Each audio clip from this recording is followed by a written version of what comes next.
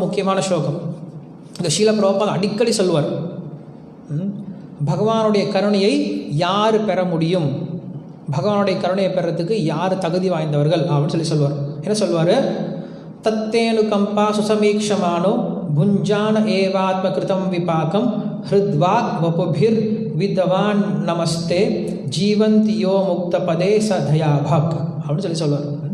இந்த ஸ்லோகத்தில் என்ன சொல்கிறார் அப்படின்னா, பிரம்மதேவர், my dear lord, one who has earnestly waits for you to bestow your costless mercy upon him, all the while patiently suffering the reactions of his past misdeeds and offering you respectful obeisances within his heart, words and body, is surely eligible for liberation, for it has become his rightful claim.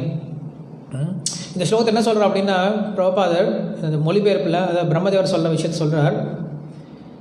யார் ஒருத்தர் பகவானுடைய கருணையை வேண்டி காத்துட்ருக்காங்களோ, எப்படி காத்துட்ருக்காங்களா, அவங்களுக்கு வரக்கூடிய எல்லா விதமான துன்பத்தையும் பகவானுடைய கருணை அப்படின்னு சொல்லிட்டு நினச்சிக்கிட்டு பகவானுடைய கருணைக்காக காத்துட்ருக்காங்களோ, இதெல்லாம் பகவானுடைய அரேஞ்ச்மெண்ட்ஸ் தான்.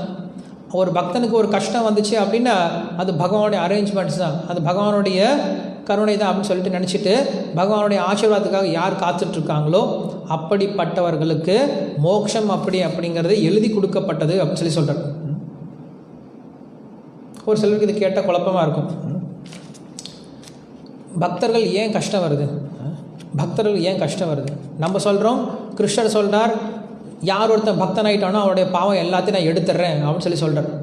அப்படி இருக்கும்போது அவன் ஏன் கஷ்டப்படுறான்? ஸோ ஒரு பக்தன் கஷ்டப்படுறான் அப்படின்னா அதுக்கு காரணம் என்னது? அவனுடைய கர்மத்தினால கஷ்டப்படுறானா, எதனால் கஷ்டப்படுறான் அப்படின்னு சொல்லிட்டு ஒருத்தர் கேள்வி வரும். அதுக்கு எங்கள் ஸ்ரீல பிரபுபாத் பொருள் சொல்கிறார், கிருஷ்ணர் ஒரு பக்தனுடைய பாவங்களை எடுத்துட்டாலும் இன்னும் ஒரு சில அவனுக்கு மிச்சம் இருக்கக்கூடிய பல பிறவிகளை செஞ்ச ஒரு சில பாவங்கள் இன்னும் கொஞ்சம் மிச்சம் இருக்குமா.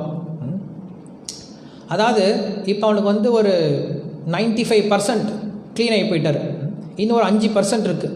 அந்த 5% பாவத்துக்காக என்ன பண்ணும், நல்ல பிறவியில் கஷ்டப்படாமல் ஒரு 100 பிறவியில் வரணும்னு வச்சுக்கோங்களேன். அவருக்கு ஒரு கஷ்டத்தை கொடுத்து அந்த 5% முடிச்சுட்டு ஒரே தூக்கிடுவார். ஸோ இதை நீங்கள் பார்த்தீங்கன்னா ஜெய் விஜயருடைய அந்த சாபத்தில் தெரிஞ்சிருக்கும். ஜெய் விஜய்களை சாபம் விடும் பொழுது அங்கே 2 ஆப்ஷன் கொடுக்குறாங்க. நீங்கள் நல்லவங்களாம் ஒரு 100 பிறவி இருந்துட்டு வரீங்களா இந்த உலகத்தில், இல்லை அசுரர்களாக 4 பிறவியில் வந்துடுறீங்களா அப்படின்னு சொல்கிறார். ஏன்னா அவங்க பண்ண தண்டனையை அவங்க கழிச்சாகணும். அந்த தண்டனை என்ன பண்ணலாம், அவங்க 100 பிறவியில் நல்லவங்களாக பிறந்து அந்த பிறவி எடுக்கிறதே ஒரு தண்டனை தான்.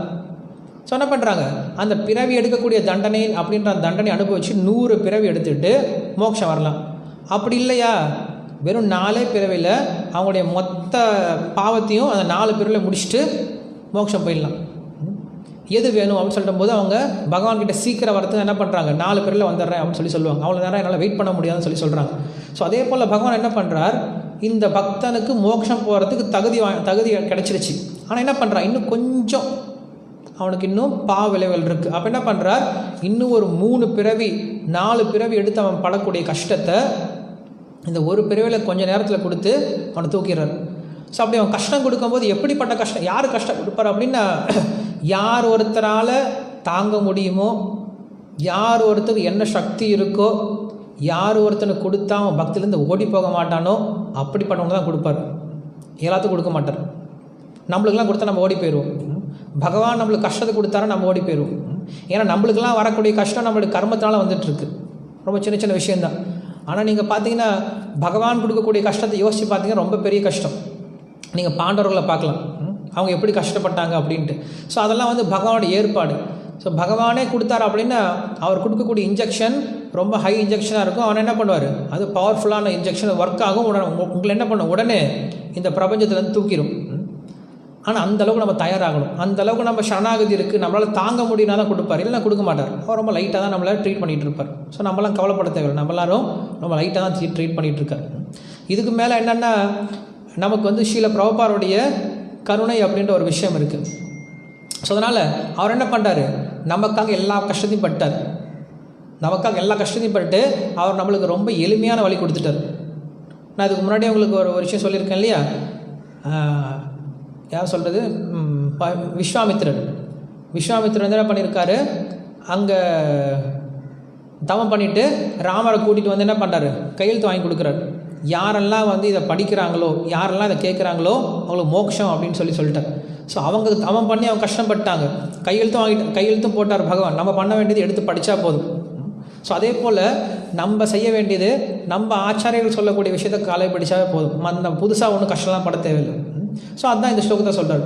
யார் ஒருத்தர் வந்து ரொம்ப சீக்கிரம் பகவானுடைய கருணை அடையணும், இல்லை கருணை அடையணும் அப்படின்னா கொஞ்சம் நம்ம பகவானுடைய கஷ்டத்தை பொறுத்து கொள்ள தான் வேண்டும், பகவானுடைய அந்த ஏற்பாடுகளை பொறுத்து கொள்ள தான் வேண்டும் அப்படின்னு சொல்லிட்டு அந்த ஸ்லோகத்தை சொல்கிறார்.